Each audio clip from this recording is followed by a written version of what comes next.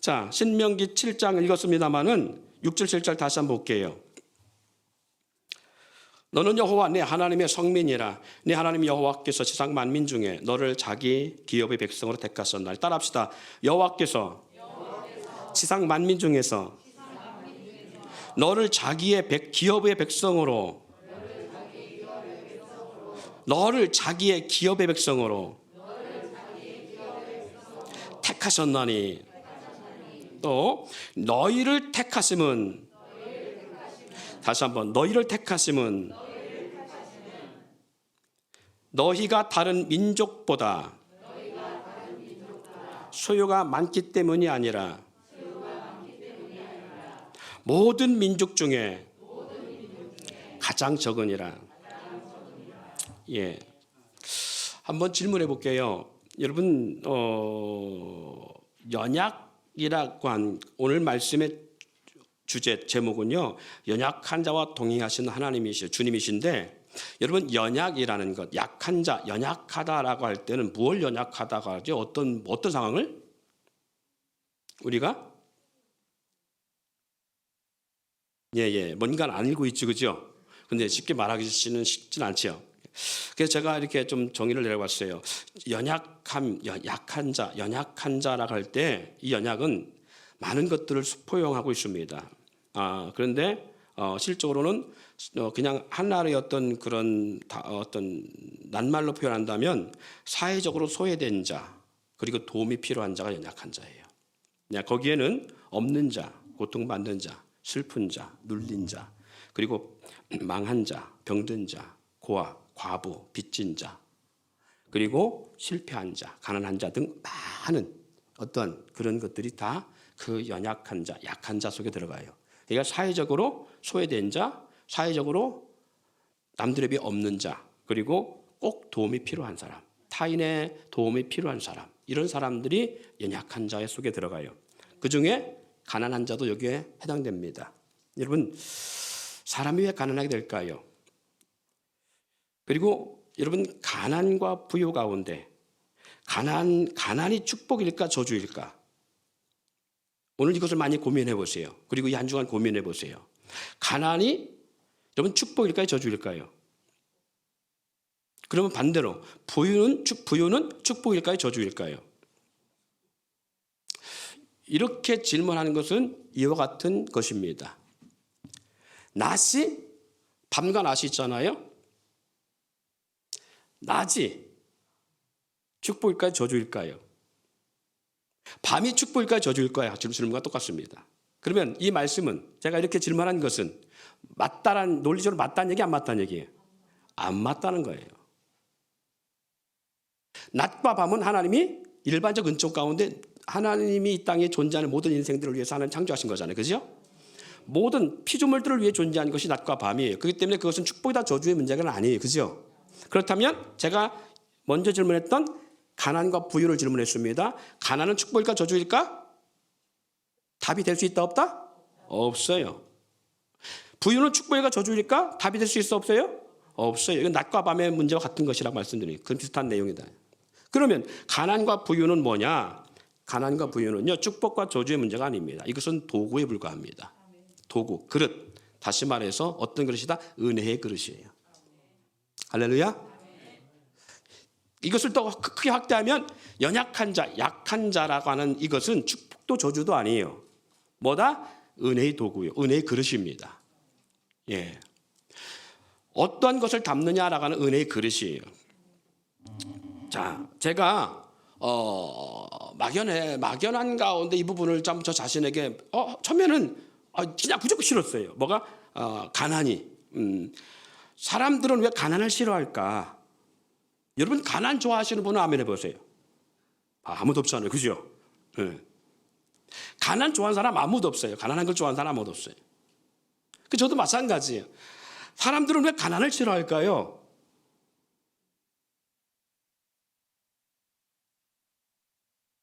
예? 불편해서, 힘들어서. 그럼 가난이 왜 힘들겠어요? 남들과 자기를 비교해서 힘들다. 예? 하고 싶은 거 마음대로 못하니까. 저도 마찬가지였어요. 그래서 제가 이걸 참 많이 고민해봤습니다. 한 주간 우리 대표 기도하신 안수 집사님이 한 주간 동안 말씀 가지고 기도하시면서 준비하신 이렇게 기도하시더라고요. 아우, 제 마음이 확 와닿더라고요. 감동이 되더라고요. 맞습니다. 제가 지난주에 연약과 동행하자라고 했던 그러한 15번째의 아름다운 동행을 말씀드렸는데, 이번 주에 말씀의 주제가 연약한 자와 동행하시는 주님이에요. 예. 그러다 보니까 가난, 연약함 이 부분을 제가 고민하게 됐어요. 나는 가난을 왜 싫어하지? 우리 성도들은 가난을 왜 그렇게 싫어하지? 라는 생각을 해봤어요. 그럼 왜 부유를 좋아할까? 왜 부유를 원하고 있을까? 우리는 왜 부유하기를 원할까? 가난과 부유의 차이가 뭐지? 라는 것을 고민하면서 그냥 가난을 가만히 묵상해봤어요. 가난에 대해 싫어할 이유가 없더라고, 실질적으로. 싫어할 이유가 없어요. 근데 왜 싫지라고 해봤더니 두려움이에요. 뭐야? 아까 말씀드린 거예요. 고통. 없는 것에 대한 상대적 빈곤함. 그러니까 뭐예요? 쓸 것 쓰지 못하고 누릴 것 누리지 못하는. 풍요로우면, 부유하면 내가 쓸 거 싶을 때 쓸 수 있잖아요. 누릴 때 누릴 수 있잖아요. 예를 들자면 요 시기가 겨울 옷도 입기 애매하고 여름 옷도 입기 애매한 이런 시즌인데 농문을 열고 보니까 옷이 마땅한 게 없어. 그렇잖아요. 오늘같이 이런 질문, 이런 말씀을 드릴 때 아멘 하시는 분은 혹시 누가 압니까? 옷을 사줄 줄 알고? 사줄 줄? 보세요. 그것처럼 막상 농문을 열었는데 입을 만한 옷이 없어요. 그런 가난한 사람들은 고민하진 않아요, 실적으로. 왜? 옷은 한정되어 있어요. 실적으로 없는 사람들은요, 이런 옷을 고민하지 않습니다. 있는 사람들이 고민해요, 실질적으로. 어디에 농에 옷이 많이 있는데 입을 것이 마땅치 않은 사람들이 고민하는 거예요, 실질적으로. 입을 것이 별로 없는 사람들은 그가 고민할 거 없어요. 뻔하니까. 눈 감고도 찾아 입을 수 있는 옷들만 있으니까. 보세요. 그런데 잘 생각해 보세요. 우리가 정말 두려워하는 것이 뭔가라고 할 때 없어서 두려운 게 아니에요. 부족해서 두려운 거예요. 쓸 수 없어. 우리 현재 우리 상태 말합니다. 우리 클래스, 우리 공동체 상태. 우리 공동체 상태에서는 쓸 수 없어서, 쓰고 싶은데 쓸 수 없어서가 아니고, 아예 없어서가 고통스러운 게 아니고, 누리지 못한, 쓰고 싶은데 쓸 수 없는 어떤 그런 풍요가 아니기 때문에. 그래서 사실은 이 가난이 두렵다라고 하는 것이 어떻게 보면 막연할 수 있어요. 저도 이걸 되게 두려워했어요. 하나님과 마지막까지 씨름하고, 지금도 뭐 씨름하는 것이 있습니다만 하나님과 절대적 씨름했던 부분이 이 부분이에요. 하나님, 태어날 때 가난하게 태어나 지금까지 가난하게 살, 주일한다면서 가난하게 하면서, 그러면 이것마저 내려놓게 하면 평생 가난하다 끝나겠습니까? 우리 하나님 징그럽게 저하고 안 맞는 것 같아요. 하나님과 이렇게 씨름하는데 나중에 막 억울하더라고. 하나님 울었어요. 한 번 정도 돈을 셀 수 없을 만큼 부유해보고 해줘보시고 그리고서 가난의 길을 가라면 그래도 좀 이해가 되겠습니다만은 어떻게 평생 이렇게 하게 하십니까? 그리고 지금 와서 이것마저 내려놓으라고 하시면 억울하지 않습니까? 그렇게 씨름하는데도 하나님은 거기에 아무 대꾸 없으시더라고요. 그리고 더 어렵게 하시더라고요. 더 힘들게 하시더라고요. 더 바닥을 치게 하시더라고요. 그런 것들을 경험하고 내려놓고 나니까 평안이 오는데요. 돌이켜보니까 가난해서 힘든 게 아니었어요. 돈을 여유 있게 쓰지 못해서 가난과 없는 것, 이것이 두렵게 느꼈던 게 아니에요. 더 누리지 못한 것에 대한 자기 자신의 비애에 불과한 거예요. 내려놓고 나니까 오히려 평안이 오는데요. 하나님 주시면 먹고, 입혀주시면 입고, 안 주시면 굶고, 하나님 백성이 하나님 자녀인데 죽이든 살리시든 당신이 주인이시니까 당신이 알아서 하십시오. 그러고 나니까 마음에 평안이 찾아오는데 기대가 돼요. 어떤 기대? 없으니까. 뭐 제가 어떻게 할 수 있는 상황이 아니니까, 없으니까 그냥 굶고 있다가 기대가 생기는 거예요. 예를 들자면 하나님이 주시겠지. 하나님 이번에는 몇 끼를 금식하게 하실까? 근데 불구하고 하나님 반드시 주시는데 언제쯤 주실까라는 기대가 돼요.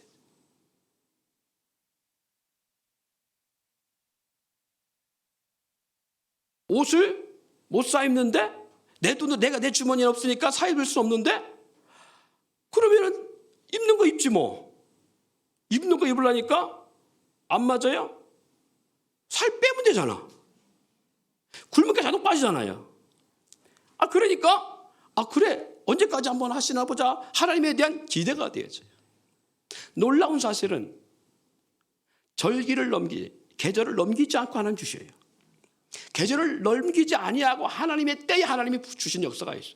생각지 않은 사람을 통해 주시는 역사들을 경험하게 돼요. 저는 그때 고립된 생각을 했어요. 하나님, 우리 성도 가운데 누가 마음에 감동 와서 주의 종에게 이런 것을 입힐 수 있을까요? 라고 생각하고 고민을 했었어요. 그런데 하나님은 전혀 다른 곳에서, 서울에서 전혀 다른 곳에서 집회 현장에서 기도 중에 집회 때 이렇게 했으면 그래도 주의 종이 집회에서 그런가 보다 하니 집회 때까지 아무 그런 거 좀 집회 끝나고 올라왔는데 어느 권사님이 기도하는 중에 지난 강사 옷 없는 거 너 아냐? 그러더라는 거예요. 우리 하나님은 그런 공짜가 없다는 거야. 그걸 경험하면서 그렇구나. 하나님 이렇게 역사하시는구나. 그러니까 가난이 뭐하지 않다? 두려운 게 아니더라는 거예요. 그럼에도 불구하고 왜 갈급해하고 왜 가난이 싫으냐라고 할 때 부유하지 못한 것에 대한 자기 스스로의 자기 욕심이 어떻게 보면 자기 욕심이에요. 그래서 그것이 두려운 거예요. 이스라엘 백성들이 광야에 나와서 경험한 게 그거예요. 내일을 보장할 수 없잖아요. 가난한 사람 특징이 뭐냐면 내일을 보장할 수가 없어요. 내일에 대한 기대가 없어요. 내일을 꿈을 꿀 수가 없어요. 그래서 주님이 이렇게 말합니다. 한날 괴로우면 그날이 족하니라. 내일 일은 내일이 염려할 것이요. 할렐루야. 이스라엘 백성들이 애굽에서는 내일을 준비했는지 모르겠지만 광야로 내려와서 나와서는 40년 동안 그들이 훈련받은 게 뭐냐면 내일에 대한 기대를 포기하게 하신 거예요. 그리고 하늘 바라보게 만드신 거예요.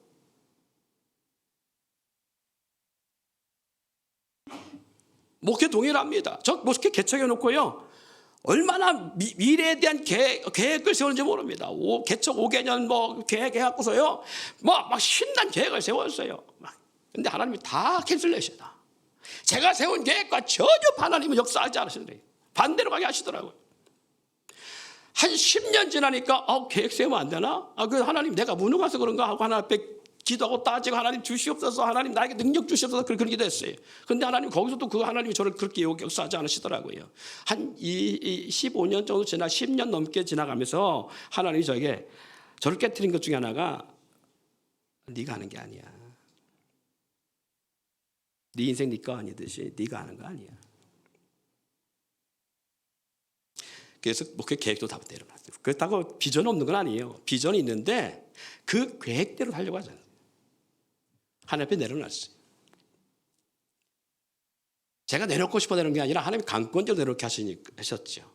자, 그런데 이스라엘 백성들이 광야 40년 동안 경험하는 것이 뭐냐? 애굽과 다른 것이 하나님만 바라보게 하신 거잖아요. 그런데 하나님은 이스라엘 백성들에게 광야에서 어떤 것을 마음에 두지 못하겠느냐? 내일 만나가 또 주어질까?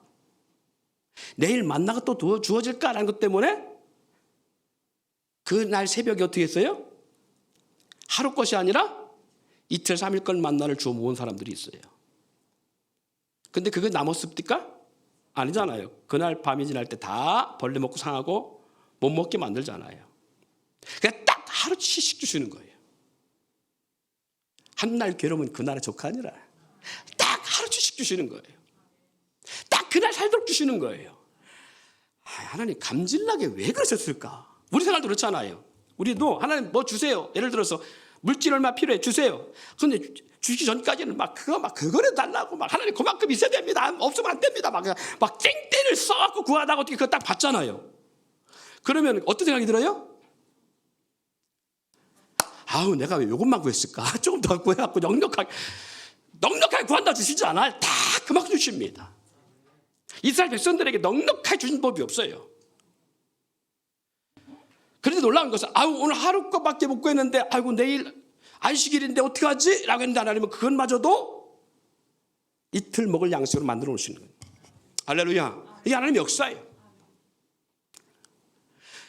아무리 많이 거둬도 하나님은 동일하게, 아무리 적게 거둬도 하나님은 딱 하루 살 수 있는 양식만 딱 주시는 것이 하나님이신. 그리고 광야 생활이 항상 그랬어요. 오직 구름 기둥과 불 기둥만 보고 있어야 되듯이, 오직 성전 성막 중심으로 생활해야 되듯이, 오직 공동체가 떠날 수 없는 그 공동체 안에 생활하게 하듯이 하나님 광야 40년 동안 그렇게 그들을 인도했어요. 사랑하는 성도 여러분, 교회 생활은 광야 생활 같은 것입니다.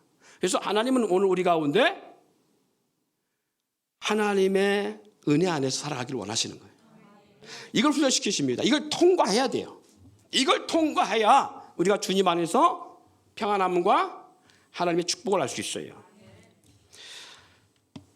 우리는 많은 것을 소유하려기 때문에 우리는 광야에서 갈급한 겁니다. 우리는 더 많은 것을 누리고 싶어 하기 때문에, 거기에 목적을 뒀기 때문에 우리는 하루가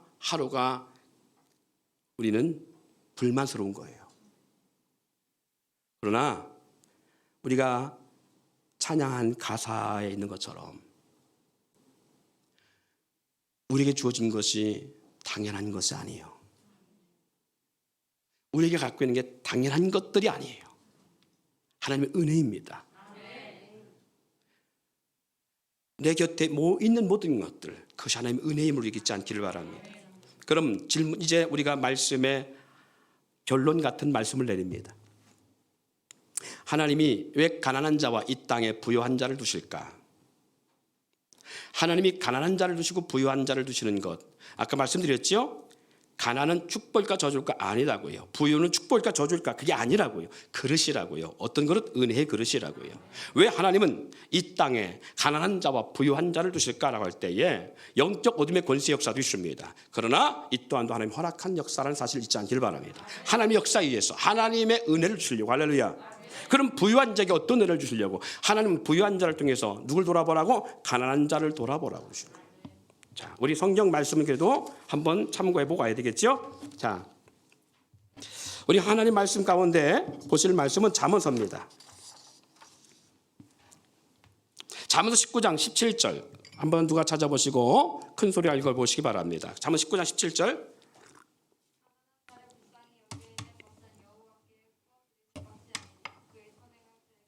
할렐루야. 예. 여러분, 잠언서 22장 9절에 이런 말씀이 있습니다. 선한 눈을 가진 자는 복을 받으리니 이는 양식을 가난한 자에게 주민이라. 잠언서 22장 2절 말씀에 가난한 자와 부한 자가 함께 살거니와, 가난한 자가 부한 자가 어떻게 산다고요? 함께 살거니와. 그러면 하나님 이 땅에 가난한 자와 부한 자를 같이 살게 하고 가난한 자와 부유한 자, 가난과 부유를 같이 놨느냐? 그리고 그것은 누구 역사느냐? 이 모두를 지으신 이가 여호와시니라. 여러분, 가난도 하나님이 주셨고 부유도 하나님이 주셨고요, 가난한 자도 하나님이 주셨고 부유한 자도 하나님이 주신 겁니다. 할렐루야. 그러면 왜 가난한 자를 주셨느냐라고 할 때에 부유한 자로 하여금 복을 받게 하기 위해서. 할렐루야. 여기잖아요. 선한 눈을 가진 자는 복을 받으리니 이는 양식을 가난한 자에게 주민이라. 좀 아까 우리 자녀 말씀 읽었던 것처럼 잠언서 19장 17절, 가난한 자를 불쌍히 여기는 것은 여호와께 구워 드리는 것이니 그의 선행을 그에 갚으시리라. 할렐루야. 왜 부유하게 하셨다고요? 누구를 위해 부유하게 준 거예요? 가난한 자를 위해 부유하게 하신 거예요.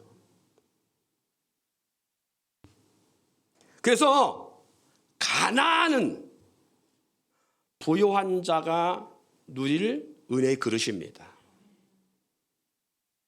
가난은 우리 것이 아니에요. 주님이 만들어 놓으신 거예요. 잠언 14장 31절에 가난한 사람을 학대하는 자는 그를 지으신 이를 멸시하는 자요, 궁핍한 자를 불쌍히 여기는 자는 주를 공경하는 자니라. 가난한 사람을 학대하는 자는 그를 지으신 이를 멸시하는 거예요. 하나님을 멸시하는 거랍니다. 그 부유하다고 해서 가난한 자를 멸시하면 안 돼요. 강한 자라고 해서 약한 자를 멸시하면 안 돼요. 왜? 하나님이 지으신 하나님을 멸시하는 거예요. 궁휼히 여기는, 궁핍한 사람을 궁휼히 여기는 자는 주를 공경하는 자니라. 할렐루야. 여호와 하나님을 경외하는 삶이 어떤 삶이라고요? 부유한 사람이 가난한 사람을 돌보는 것, 궁휼히 여기는 것, 이게 여호와 하나님을 경외하는 삶 중에 하나예요. 할렐루야.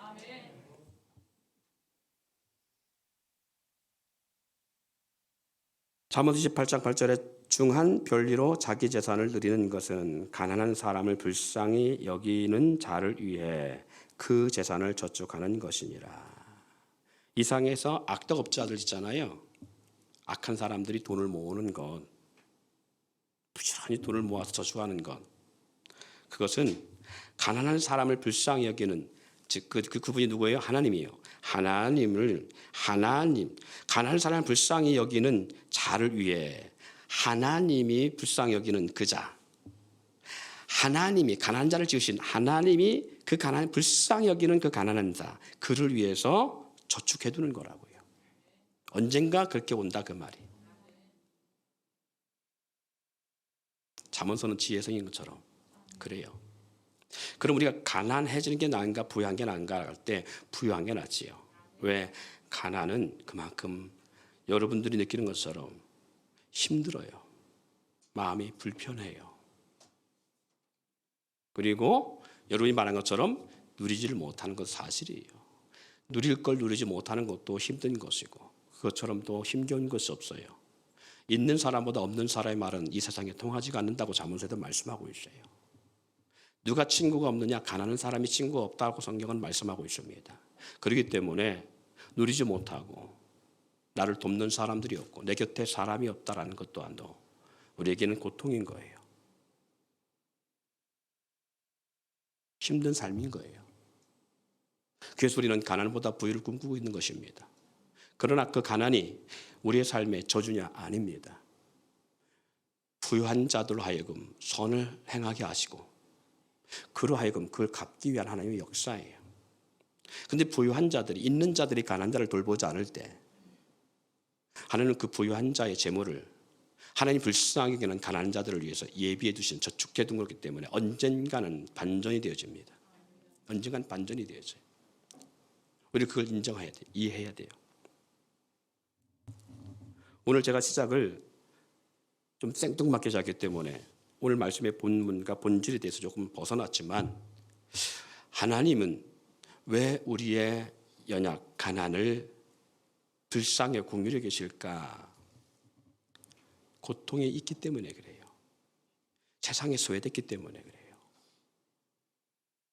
이 세상이 그런 것들을 환영하지 않기 때문에 더 그래요.